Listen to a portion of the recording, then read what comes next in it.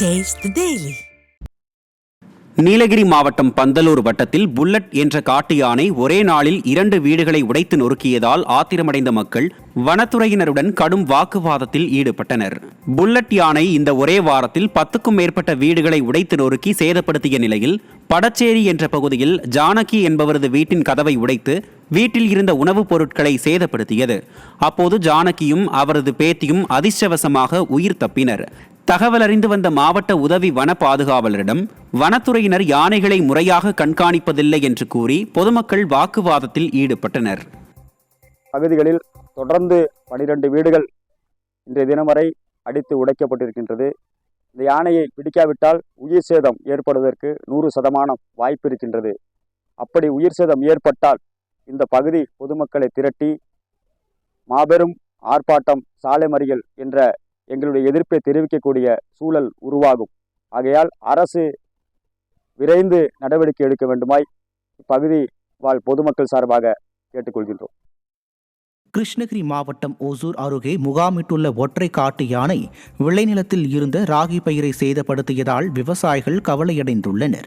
ஓசூர் அருகே சுமார் 30க்கும் மேற்பட்ட காட்டு யானைகள் போடிச்சிப்பள்ளி மற்றும் சினிகிரிப்பள்ளி கிராமங்களை ஒட்டியுள்ள வனப்பகுதியில் முகாமிட்டுள்ளன.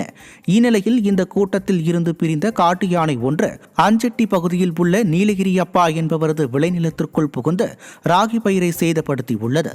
இதனால் வேதனையடைந்த அப்பகுதி விவசாயிகள் யானையை வனப்பகுதிக்குள் விரட்டவும் அரசு இழப்பீடு வழங்க வேண்டும் எனவும் வலியுறுத்தியுள்ளனர்.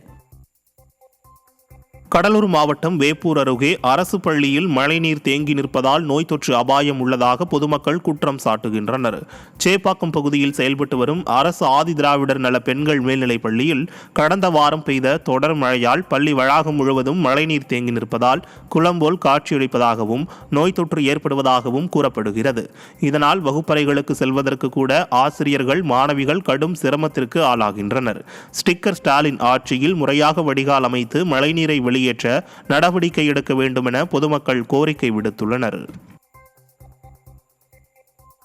திண்டுக்கல் மாவட்டம் வேடசந்தூர் அருகே இருசக்கர வாகனத்தின் மீது கார் மோதிய விபத்தில் ஒருவர் படுகாயம் அடைந்துள்ளார்.